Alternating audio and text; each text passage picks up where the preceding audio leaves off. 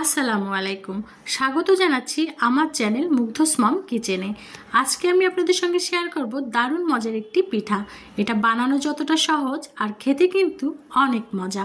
অনেকেই আছে যারা কাঁঠাল খেতে একদমই পছন্দ করে না, এভাবে যদি বানিয়ে দেওয়া হয় তারাও খুব পছন্দ করেই পিঠাটা খেয়ে নেবে। তো চলুন শুরু করা যাক আমাদের আজকের রেসিপি। তার জন্য আমি এখানে কিন্তু কাঁঠাল নিয়েছি। অনেক কাঁঠাল আছে যেটা রসালো একটু বেশি পেকে যায়, এই পিঠাটার জন্য কিন্তু সেই কাঁঠালটা খুবই ভালো হবে। এই যে আমি কিন্তু সেরকমই একটি কাঁঠাল নিয়েছি। এবার কাঁঠালের ভিতর থেকে এর বিচিগুলো বের করে নিচ্ছি। আমি কিন্তু সব বিচিগুলো আস্তে আস্তে করে বের করে নেব। এভাবে আমি সবগুলো কাঁঠাল থেকে বিচিগুলো বের করে নিয়েছি। এই যে দেখুন, আমার কিন্তু সব বিচিগুলো বের করে নেওয়া হয়ে গেছে। এবার যা করতে হবে সেটা হলো আমি এই কাঁঠালগুলোকে একটা ব্লেন্ডারে দিয়ে ভালো করে ব্লেন্ড করে নেব। এই যে দেখুন, আমি কিন্তু একদম মিহি করে একটা পেস্ট তৈরি করে নিয়েছি। এখানে কিন্তু কোনো ধরনেরই দানা নেই। এভাবে মিহি করে কিন্তু আপনার ব্লেন্ডারে ব্লেন্ড করে নিতে হবে। এই যে দেখুন, আমার এটা কিন্তু একেবারে রেডি হয়ে গেছে। এবার আমরা এই যে কাঁঠালের পিউরিটা পেয়েছি, এর ভিতরে দিয়ে দেব হাফ কাপ চালের গুঁড়া আর দিয়ে দেব হাফ কাপ ময়দা। আপনারা চাইলে এখানে ময়দার পরিবর্তে আটাও ব্যবহার করতে পারেন। আর দিয়ে দেব এখানে হাফ কাপের থেকে একটু কম চিনি। চিনিটা আপনারা আপনাদের স্বাদ অনুযায়ী দিয়ে দেবেন, কমিয়ে অথবা বাড়িয়ে। আর 1 চিমটি লবণ দিয়ে দেব। দিয়ে এবার এটাকে ভালো করে মিশিয়ে নিতে হবে। এটাকে চামচ দিয়ে মিশালে হচ্ছে না, যে কারণে আমি এবার এটাকে হাত দিয়ে ভালো করে মাখিয়ে নেব।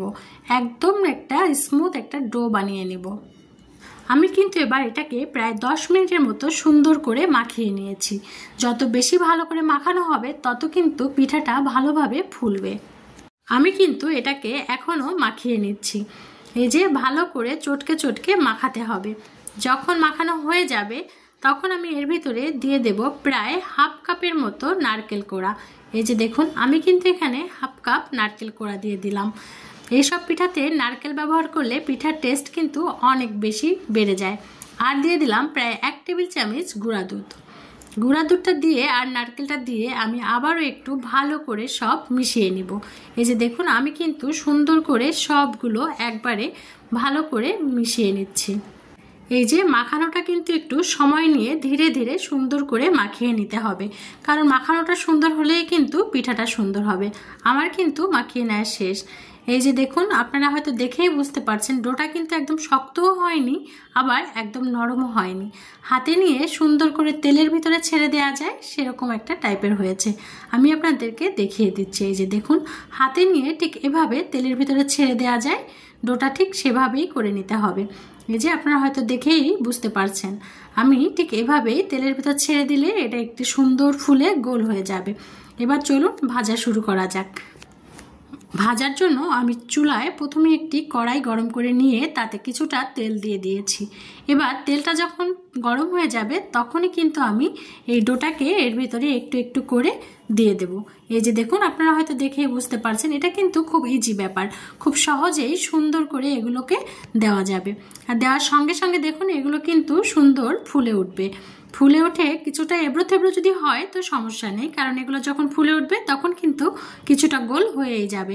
এই যে দেখুন, আমার এগুলো কিন্তু এক পাশ ভাজা হয়ে গেছে, যে কারণে আমি একটু নাড়াচাড়া করে অন্য পাশটাকেও ভেজে নিচ্ছি। এটা কিন্তু ফুলে উঠেছে, দেখেছেন, ফুলে কিন্তু কিছুটা গোল হয়ে গেছে। এই পর্যায়ে চুলার আঁচটা কিন্তু মিডিয়াম রাখতে হবে। চুলার আঁচটা যদি জোরে থাকে তাহলে উপর থেকে পুড়ে যাবে এবং ভিতরে কিন্তু কাঁচা থেকে যাবে, যে কারণে চুলার আঁচটা মিডিয়াম রেখেই সোনালি করে ভেজে নিতে হবে। আমার ভিডিওগুলো যদি আপনাদের ভালো লেগে থাকে তাহলে অবশ্যই আমার চ্যানেলটিকে সাবস্ক্রাইব করবেন আর আপনাদের মূল্যবান মতামত আমার কমেন্টে জানাবেন। আমি আপনাদের কমেন্টে রিপ্লাই করব ইনশাআল্লাহ। আর ভালো লাগলে কিন্তু লাইক দিতে একদম ভুলবেন না। তো আমি কিন্তু আরও একবার পিঠাগুলো ভেজে নিচ্ছি।